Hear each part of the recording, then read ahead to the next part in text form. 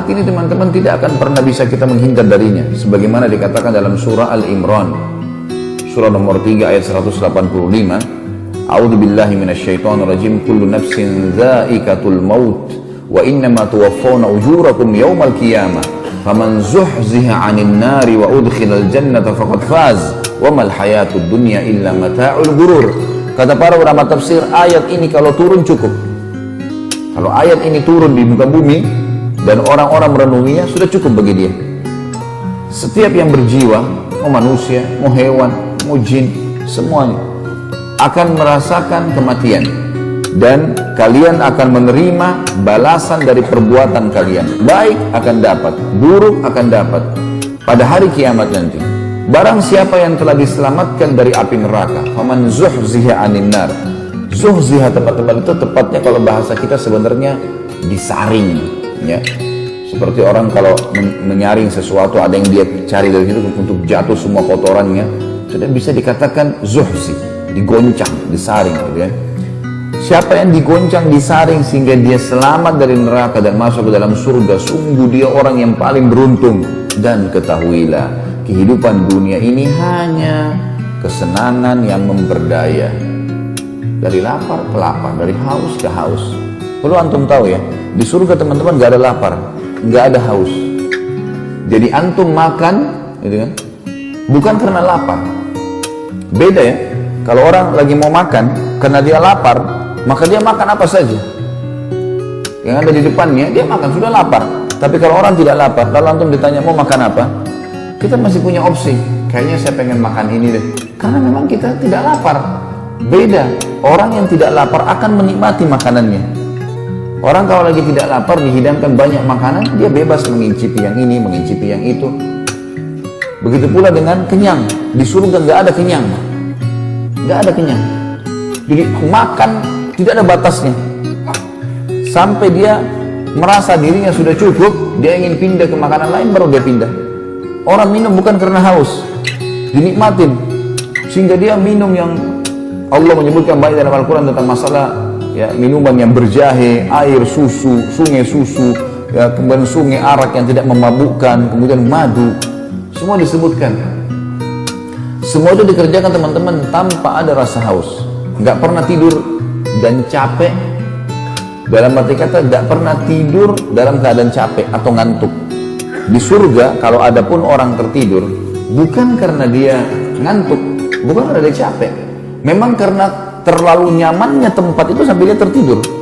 Seperti antum sudah tidur semalaman, kemudian antum masuk ke masjid, masjid ini dingin sekali, sejuk, bersih, kita baring, tertidur. Tidur itu beda dengan tidur kalau orang lagi capek. Sama dengan tadi orang kalau makan tidak lapar. Semua di surga itu keadaan seperti itu. Tidak ada masa tua, nggak ada masa muda, anak-anak, semuanya 33 tahun, nggak bertambah sehari, nggak berkurang sehari. Kenikmatan yang sulit untuk digambarkan dan tidak akan ketemu dengan dunia. Teman-teman sekalian, semua kehidupan dunia kita ini memberdaya. Dalam arti kata gini, apapun yang antum perebutkan di muka bumi ini, coba bayangkan kita dapat hal yang paling maksimal. Antum sudah punya mobil yang paling mahal, sekian miliar, dan sudah penuh garasi antum dan halamannya dengan 10 mobil Alphard misalnya. Sudah 10 mobil Mercy, 20, 100 mobil kalau perlu. Antum sudah punya rumah di lokasi yang paling strategis, bukan cuma 30 kali 30 atau 33 kayak masjid ini kali 33 meter, 1000 kali 1000 meter, dengan istana, dengan 1000 dayang-dayang. Antum punya baju segala macam, nama antum harum di muka bumi, semua sudah didapatkan. Terus setelah itu apa? Apa setelah itu? Ujung-ujungnya dunia itu kita akan mentok ke pertanyaan, setelah itu apa? Apakah itu akan membuat kita kekal, tetap muda, selamat dari kematian? Sama sekali enggak. Banyak orang subhanallah memperebutkan harta warisan, ribut dengan ahli warisnya, memperebutkan sesuatu. Untuk apa teman-teman? Untuk tanah di muka bumi. Kapasitas tubuh antum kan ada, kapasitas perut kita 1-2 piring nasi, sudah kenyang, nggak bisa kita paksain lagi. Kapasitas air kita segelas 2 gelas, untuk apa berebut? Kapasitas tidur antum 1 kali 2 meter, itu kapasitas tidur kita. Untuk apa merebutkan tanah 1000 meter, 2000 meter, sekian hektar, dan akhirnya jor-joran membuat data palsu dan seterusnya? Untuk apa? Kalau mau lebih jauh, kalau teman-teman biasa naik pesawat, tentu kita tahu Kalau kita naik pesawat teman-teman, dan tanah yang kita perebutkan untuk kita lewat di atasnya, dari atas pesawat tidak akan kelihatan sama sekali. Orang kadang-kadang bangga dengan hanya pakai cincin misalnya, anggap dia punya berlian. Orang kalau punya berlian seperti bola pingpong, kira-kira kaya nggak? Kalau orang punya seperti bola basket, baik teman-teman sekalian, anggap seperti bola basket dia punya berliannya. Itu kadang-kadang kalau berlian sudah sebesar bola pingpong, disimpan di sebuah tempat pakai laser segala macam, diiklankan seluruh dunia, luar biasa. Bagaimana kalau seperti bola basket dia punya? Baik, taruh itu di tanah, antum naik pesawat, kelihatan itu? Udah nggak kelihatan. Begitu memang dunia. Kalau ruh kita keluar teman-teman sekalian pada saat meninggal, kita akan mengetahui hakikat dunia itu. Baru kita keluar, oh ternyata begini ya. Ini loh mobil yang selama ini saya jalan dengan kesombongan. Oh itu loh ya, tanah. Oh ini loh rumah. Semua akan ditinggalkan. Nggak ada. Dan mati itu kalau datang teman-teman tidak kenal orang ini sehatkah, orang ini sakitkah, orang ini kuatkah, orang ini lemahkah, orang ini cacatkah. Olahragawan yang paling hebat dan mengkonsumsi vitamin yang paling hebat di dunia, mati nggak? Mati. Bukankah ahli-ahli bela diri dunia Bruce Lee mati juga? Binaragawan yang besar badannya mati semuanya. Tidak ada yang bisa lewat dari masalah itu. Orang beriman sangat tenang karena mengetahui masalah-masalah seperti ini. Jangan sampai membuat dunia boleh dinikmatin. Tapi sebagaimana saya sempat singgung semalam teman-teman, kata Syekh Utsaimin rahimahullah, harusnya kata para salaf, bahwasanya seharusnya setiap mukmin menjadikan dunia ini seperti tempat dia menyelesaikan hajatnya di kamar mandi, di WC. Sudah selesai setelah itu. Jangan menjadikan target utama. Terlalu berlebihan gara-gara kehilangan urusan dunia. Iya. Antum harus lebih sedih karena ketinggalan satu kali sholat asar. Kata Nabi SAW, siapa yang ketinggalan sholat asar maka seakan-akan kehilangan dunia dan seluruh isinya. Itu yang harus kita merasa sedih karena akan menemani kita amal-amal kita semua. Dalil yang kedua surah Jumat, surah nomor 62 ayat 8, tentang masalah kematian yang pasti datang dan akhirnya menyelesaikan urusan kita dengan dunia ini. A'udzu billahi minasyaitonir rajim. Qul innal mauta alladzi tafirruna minhu fa innahu mulaqikum. Tsumma turadduna ila 'alimil ghaibi wasyahadati fayunabbi'ukum bima kuntum ta'malun. Katakanlah hai Muhammad kepada seluruh pengikutmu, sesungguhnya kematian yang kamu lari darinya. Banyak orang sengaja lari, sakit sedikit langsung ke rumah sakit, menjaga bagaimana olahraga, kolesterol saya naik, darah tinggi, ribut dengan masalah itu. Boleh ikhtiar berobat, tapi seakan-akan sudah inilah ya, ini hal yang harus dihilangkan dan harus saya ini bisa selamat, seakan-akan akan hidup selamanya. Katakanlah hai Muhammad kepada semua bagi sesungguhnya mati yang kamu lari darinya, maka sungguh pasti mati itu akan menemuimu. Kemudian kamu akan dikembalikan kepada Allah yang mengetahui yang gaib dan nyata, dan dia beritakan kepadamu atas semua apa yang kamu lakukan. Ayat yang lain, surah An-Nisa, surah nomor 4 ayat 78. A'udzu billahi minasyaitonir rajim. Aynama takunu yudrikkumul maut walau kuntum fi burujin musyayyadah. Wa in tusibhum hasanatun yaqulu hadhi min indillah wa in tusibhum sayyi'atun yaqulu hadhi min indik. Qul kullun min indillahi fama li haula'il qaumi la yakaduna yafqahuna haditha. Di mana saja kau berada, maka kematian pasti akan mendatangimu. Kendati pun kau berada dalam sebuah benteng yang tinggi dan kokoh, dia pasti akan datang. Dan jika mereka memperoleh kebaikan, hai Muhammad, orang-orang ini orang munafik dan orang kafir, mereka mengatakan ini adalah dari sisi Allah. Dan kalau mereka ditimpa sesuatu bencana, mereka mengatakan ini dari sisimu, hai Muhammad. Katakan, semua datang dari sisi Allah. Maka mengapa orang-orang munafik itu hampir-hampir tidak memahami pembicaraan sedikit pun? Saksi bahasan kita adalah masalah kematian. Kemudian juga Allah Subhanahu wa taala mengingatkan dalam firman yang lain, surah Al-Munafiqun atau surah Al-Munafiqun, surah nomor 63 ayat 9 sampai 11, tentang tidak bolehnya kita menjadikan dunia ini sebagai target utama. Mati akan datang dan menyelesaikan semua. Sebelum saya baca ayat ini teman-teman, saya baca ayat ini baru saya baca hadisnya insyaallah.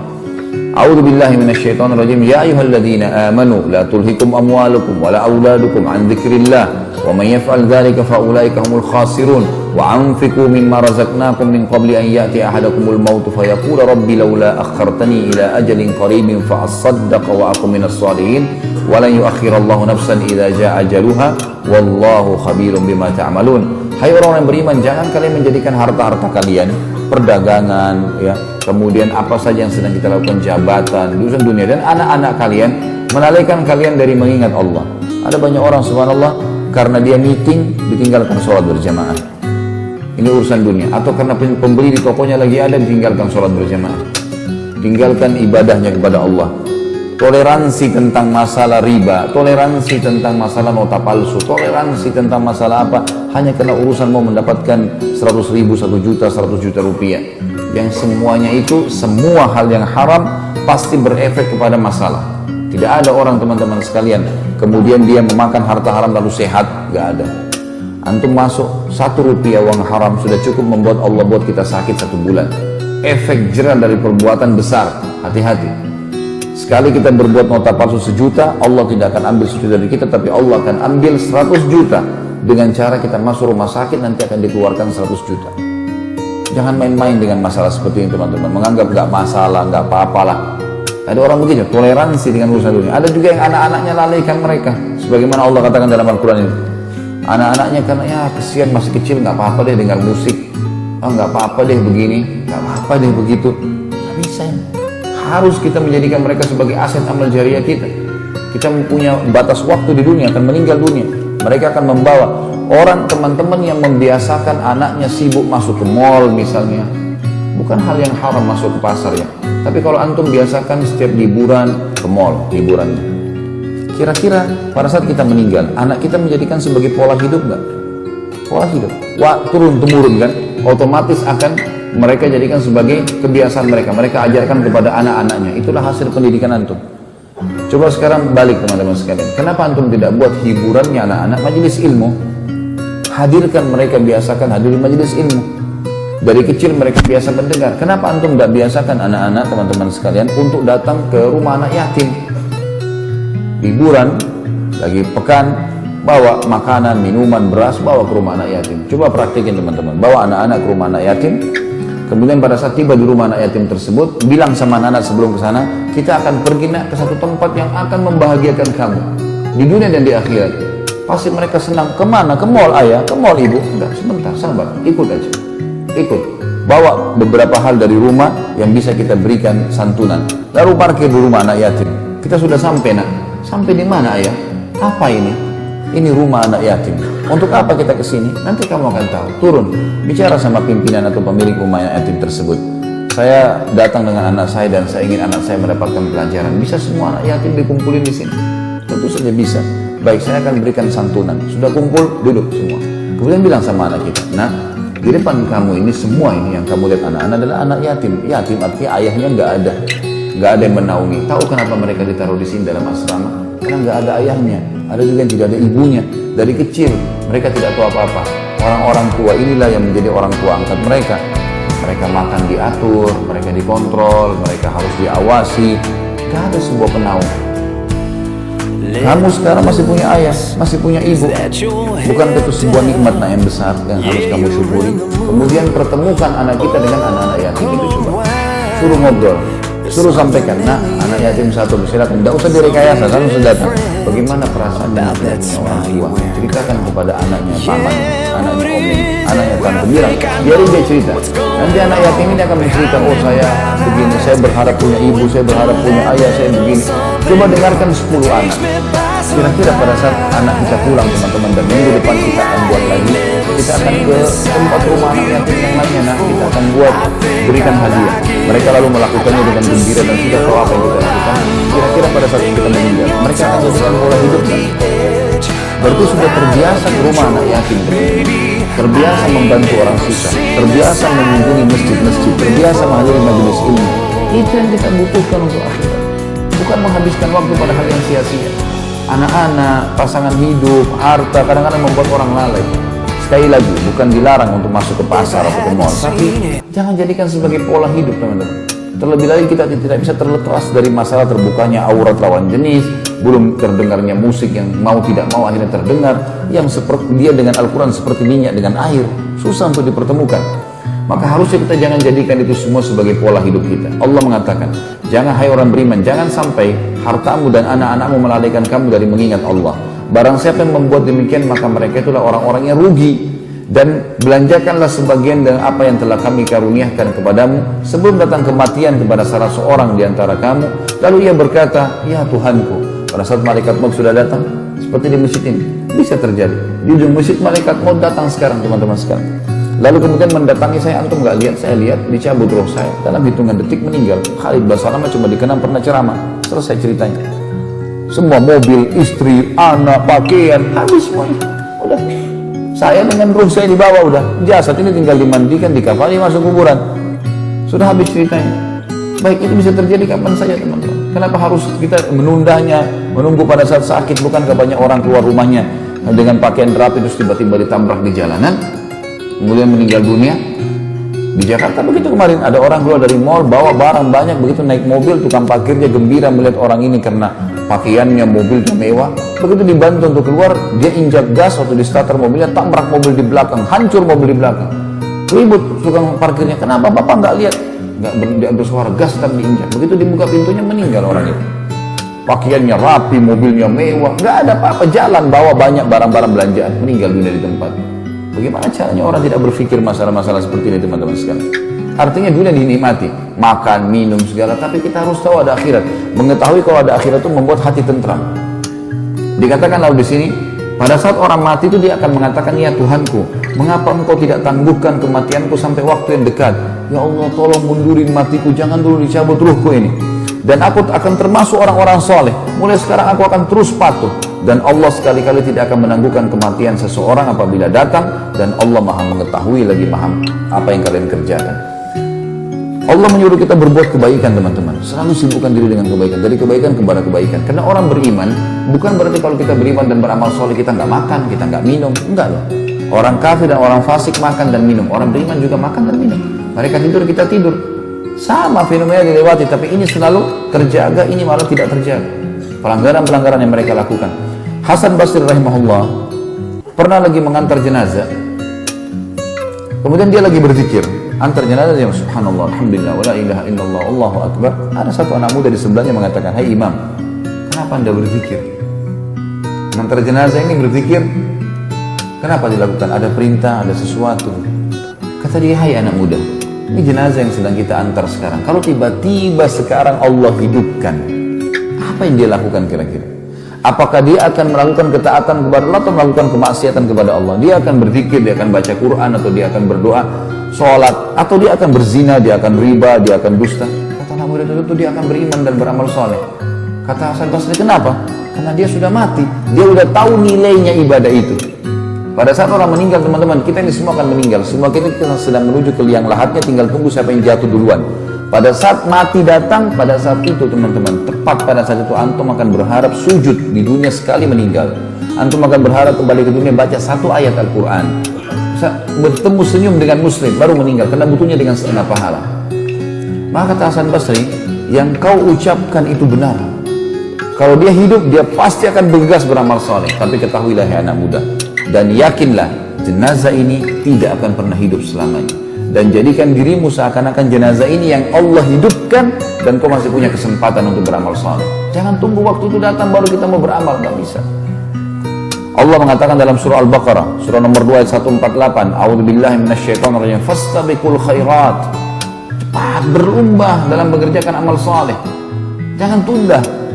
Dari amal soleh ke amal soleh, amal soleh ke amal soleh. Saya di Jakarta didik jemaah saya mengatakan, Bapak Ibu sekalian, habis hadir di pengajian, iman kita akan bertambah. Kalau sudah tahu majelis ilmu menyebabkan iman bertambah, nanti kembali ke mobil, putar lagi ceramah. Jangan dengar bisikan syaitan lagi mengatakan, tadi kan sudah dengar pengajian, sekarang saatnya hiburan, dengerin dangdut, dengerin rock, dengerin pop. Demi Allah ini nggak bakal ketemu, teman-teman. Ini iman kita sudah naik, di sini dengar drop lagi. Dan itu yang syaitan inginkan. Karena tidak akan merasakan, ambil kalimat ini, tidak akan merasakan kenikmatan ibadah seseorang yang dalam hatinya masih ada dosa. Nggak bisa. Sekecil apapun dosa itu, teman-teman, tidak akan antum merasakan kehusyuan. Kalau teman-teman di sini sholat tidak merasakan khusyuk, tidak merasakan hadir, berarti masih ada dosa yang mengganjal. Perbanyak istighfar kepada Allah. Pasti pada saat sudah hilang dosa itu, kita akan merasakan khusyuk. Begitu takbir sudah rasa tenang, baca Quran merasa tersentuh, kadang-kadang nangis walaupun tidak ngerti bahasa Arab. akan terbawa dengan arus itu. Jadi kalau masih tidak khusyuk berarti ada dosa yang mengganjal, pasti. Karena dosa itu seperti sesuatu yang memburamkan air, kata para ulama. Kalau dia sudah dihilangkan maka airnya bisa jernih. Tapi caranya bagaimana? Harus dituang. Misal wadah gelas kotor, ada kotorannya, air putih, tapi ada tinta, ada kotoran di situ. Harus caranya adalah supaya tetap di wadah yang sama, maka dituangkan air dari luar. Air ini amal soleh baru. Terus dituangkan tanpa harus dimasukkan lagi tinta baru. Terus nanti akan keluar itu, terganti airnya dengan wadah yang sama. Kalau dia sudah bersih putih, barulah kemudian antum secara otomatis bisa merasakan kenikmatan ibadah. Allah juga mengatakan dalam Al-Imran 133, surah nomor 3, A'udzubillahi minasyaitonirrajim wasari'u ila magfiratin min rabbikum wa jannatin arduhas samawati wal ard uiddat lil muttaqin. Bergegaslah, berlomba-lombalah kalian cepat kepada pengampunan Tuhan kalian. Jangan tunda, istighfar segera. Teman-teman, kata sebagian ulama salaf, dinukil dari mereka, dari para tabi'in, mereka mengatakan umur yang kau miliki adalah sekarang, pada saat kau sedang menghembuskan nafas, sekarang pada saat cahaya sedang ditangkap oleh matamu, dan sekarang suara yang sedang ditangkap oleh telingamu. Nggak ada yang lain. Sedetik ke depan kita nggak tahu kita masih hidup atau tidak. Bukan cuma sehari, sedetik. Jadi yang kita miliki hanya pada saat sekarang saja. Allah bilang bergegas pada pengampunan Tuhan kalian. Jangan tunda istighfar dan taubat itu, dan kejar surga. Sekarang amal-amal soleh terus kerjakan. Orang berubah menjadi lebih baik itu adalah satu prestasi yang luasnya seluas langit dan bumi, nggak berimbang. Di surga nggak perlu lagi minta apa, nggak perlu lagi masak kalau mau makanan. Sampai dalam sebuah riwayat Bukhari dijelaskan kalau seekor burung sedang terbang di atas surga, kemudian ahli surga melihatnya, lalu mengatakan betapa indahnya burung ini. Terus terlintas dalam hatinya apa? Bagaimana dagingnya ya? Tiba-tiba terhidang di depannya seperti apa yang dia bayangkan. Apakah itu digoreng, apakah itu dibakar, apakah itu sudah langsung tiba-tiba. Nggak butuh beli dulu, nggak butuh bersihkan, nggak butuh segala macam. Dan kita makan bukan dalam kondisi lapar tadi, kita makan sampai sepuasnya, sampai kita sudah puas, nggak ada kekenyangan, sehingga kenikmatan abadi yang dirasakan. Allah suruh kejar surga itu, yang luas seluas langit dan bumi, itu targetmu, jangan dunia gitu. Semua akan ditinggalkan.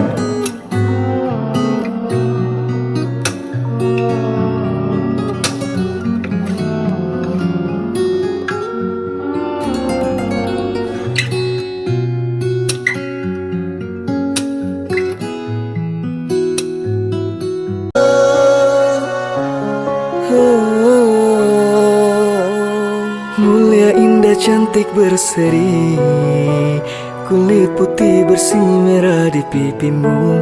Dia Aisyah putri Abu Bakar, istri Rasulullah. Sungguh sweet Nabi mencintamu, bila lelah Nabi baring di jilbabmu. Seketika kau pula bermanja mengikat rambutnya. Aisyah, romantisnya cintamu dengan Nabi. Dengan baginda kau pernah main lari-lari, selalu bersama hingga ujung nyawa kau di samping Rasulullah. Aisyah, sungguh manis sosira kasih cintamu, bukan persis novel mula benci jadi rindu. Kau istri tercinta ya Aisyah Humairah. Aisyah, romantisnya cintamu dengan Nabi. Dengan baginda kau pernah main lari-lari, selalu